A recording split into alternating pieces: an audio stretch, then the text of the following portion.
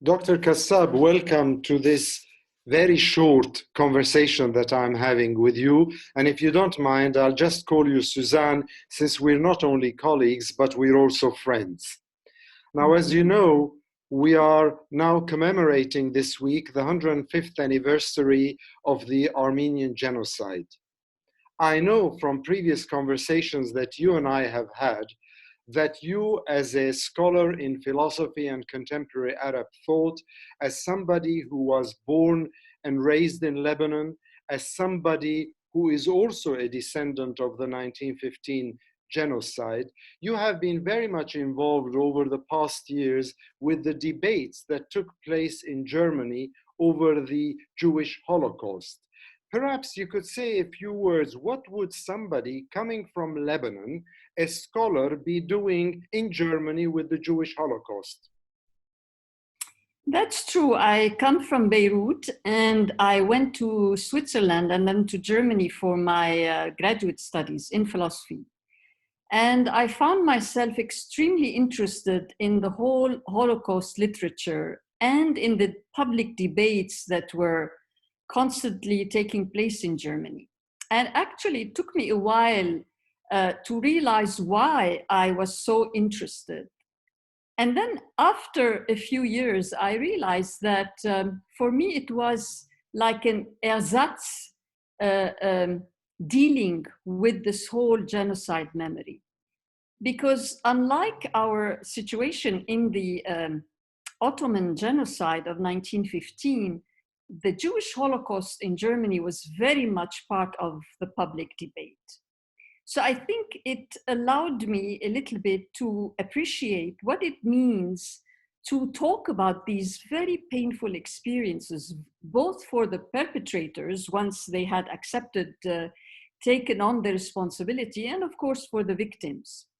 So it was like, for me, a healing process, really to witness how, in a different context, similar experiences, well, no experiences are similar, but I mean, to some extent, this experience of genocide, of very, very painful loss of life and actually life worlds could be dealt with, and that both perpetrators and victims could move on, could build better societies thanks to that debate.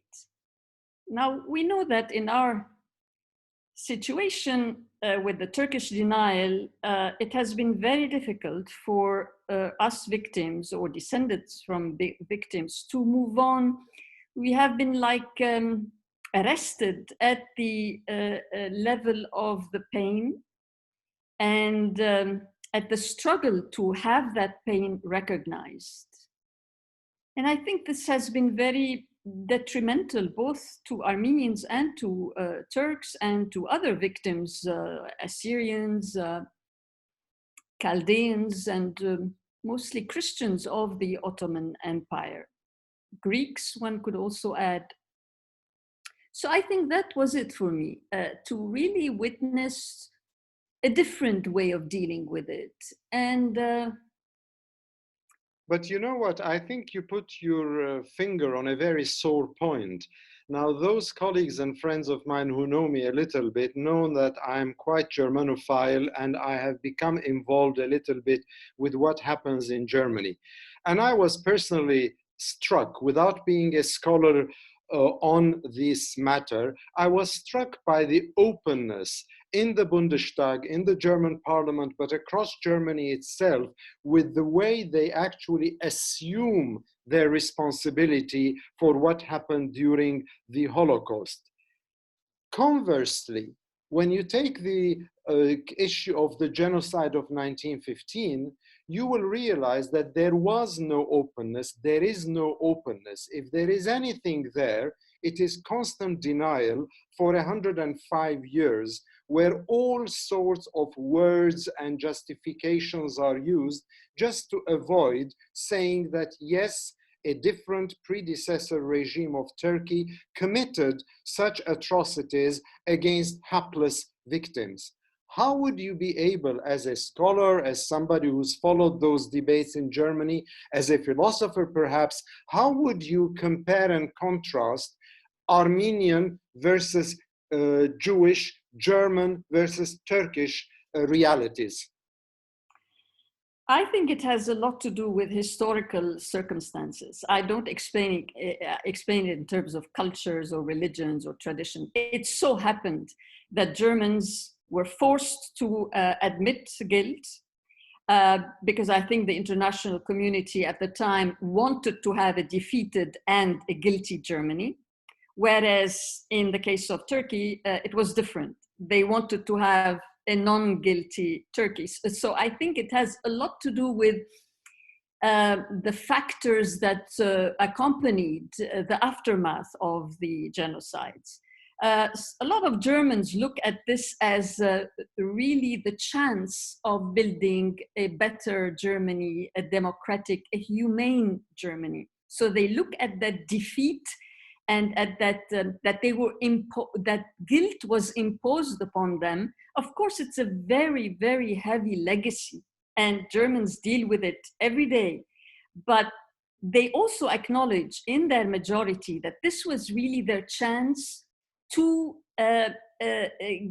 liberate themselves from a lethal nationalism, from chauvinism, from this the need to believe that you come from a totally innocent ancestry, that nothing wrong had ever been committed, and that your nationalism is really the basis of your existence. Unfortunately, Turkey fell, or let me say, very quickly moved from the Ottoman defeat to Turkish victory.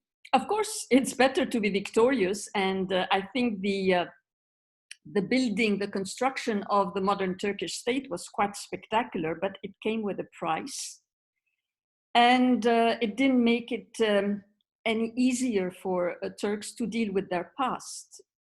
And what is very encouraging, I think, is that nowadays, more and more, we see that in Turkey, Turkish Democrats, have been very much interested in revising this past, in putting in question this chauvinism that has cost them really democracy and a lot of human values that they would like to have in their society. Part of that struggle is this recognition, is this dealing with the genocide.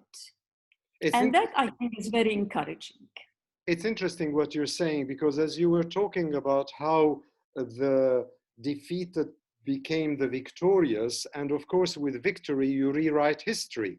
And that is in a sense what has been happening with regard to the genocide of 1915 and the claims of Armenians and Syriacs and others about what befell them and their relatives. Let me quickly, because I'm not very au fait, as you well know, with technology, so I don't want this to become a very long conversation. Let me conclude this little vignette with one simple question. You raised a lot of issues, and perhaps one day the opportunity would arise for a longer conversation. But two things that come to mind: life versus death. How would somebody deal with the legacy of the genocide? Somebody who's lost everything, somebody who lost life and limb and house and everything. How would you expect people, Armenians, to deal with it, Syriacs to deal with it, the victims of the genocide, to deal with what was before 1915 and what came after 1923, for instance? Yes, I think that's, so I will be very careful in my statements here, because it's very easy to give advice or to condemn or to be judgmental. I think any genocide legacy is a very heavy one. And genocide studies showed how this manifests itself in generations, how the second generation usually becomes very busy with just going on with life and rebuilding life. The third generation has more time and distance to really reflect on things. So this is an ongoing task, really. And because of the denial, I think we victims of this genocide have been arrested. We can't seem to move on. And I find it a bit unfair when people very judgmentally say, you know, you have to move on. And no, I think we all carry different forms of that pain. But it is a challenge for us also to sort of very consciously say, okay, how do we deal with that pain, remember it, honor the losses we have incurred, but at the same time, have the courage to build new life and to celebrate life. I think this is a difficult challenge, and I would like to measure that difficulty. But I think this is, we have done a lot in that direction. I think generations after that experience have built new lives, have achieved, have somehow affirmed joy, and I think it is, that's the struggle, and that's the challenge to be pursued and to reach out. I think there is no way out of our predicament. We need to reach out for perpetrators who are ready also themselves to move on, because as I said, I don't think it's easy to carry a perpetrator's legacy either. So I think Democrats on both sides, humanists on both sides, have to push this forward. You know what? There is no nicer message, there is no more uplifting message than to say that in a week where Armenians, Syriacs, Greeks, Chaldeans, everybody is thinking of this genocide which left so many victims, there's nothing more uplifting, for me at least, than to say in the midst of all that mourning, you also have to remember that you have to celebrate life, to celebrate your achievements. And in a sense, if I may, though this is not your discipline, if I may say that in a theological sense, what you are telling me is that yes, there was a crucifixion, but don't forget that there is also a resurrection. So on that level, on that wavelength, on a very, very short vignette, as I said, thank you very much, Dr. Kassab. Thank you, Suzanne. I appreciate the fact that you made time for off-the-cuff remarks here with me, and I wish you well with your studies. Thank you. Thank you, Harry.